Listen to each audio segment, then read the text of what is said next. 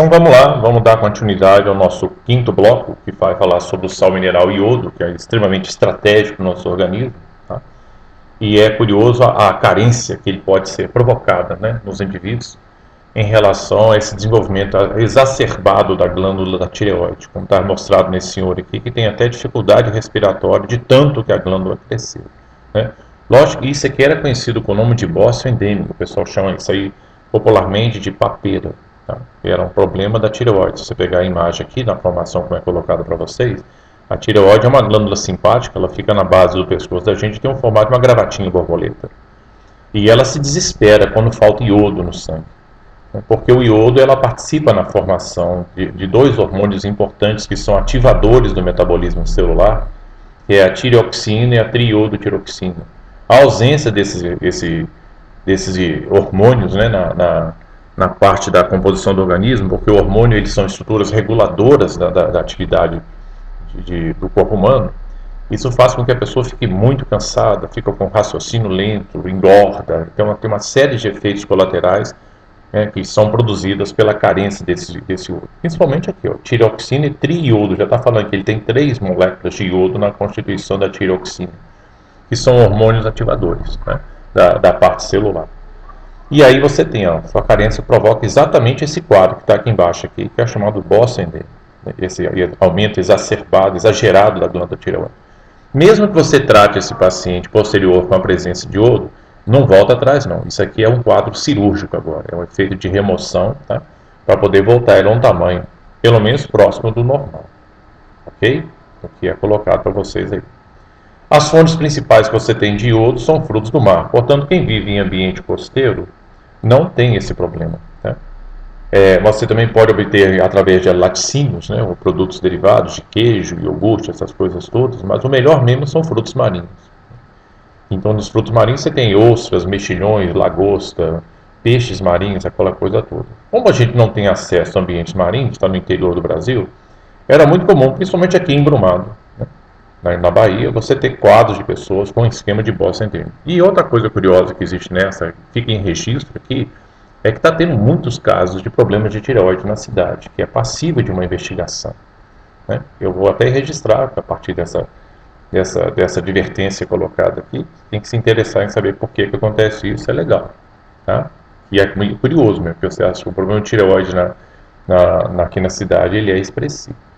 Para você controlar esse quadro, o governo oferece, então, às usinas salineiras, pede às usinas salineiras adicionar iodeto de potássio, que é um outro sal misturado ao cloreto de sódio, que é o sal de cozinha.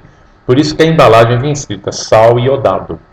Foi uma forma inteligente, né, de você debelar esse tipo de problema, né, de controlar esse problema que estava acontecendo no interior do Brasil, que era comum ver muita gente com esse papo enorme, né, que é chamado bócio endêmico. Então foi uma forma de corrigir isso. O outro tipo de sal mineral interessante que a gente tem é selênio. Né? O selênio, a função dele clássica, a fonte melhor que ele tem é exatamente em sementes. É muito fácil lembrar, selênio e sementes.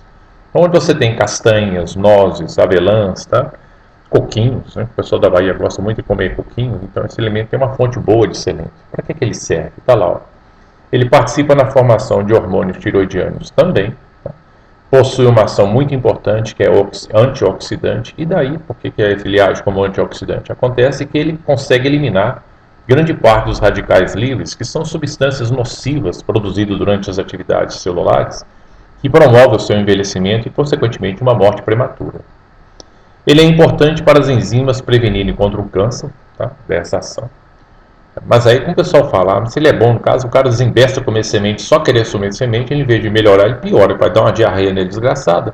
Tudo que é excesso faz mal. As coisas têm que ser controladas, passando por um regime alimentar controlado. Tá? Principais fontes, cereais.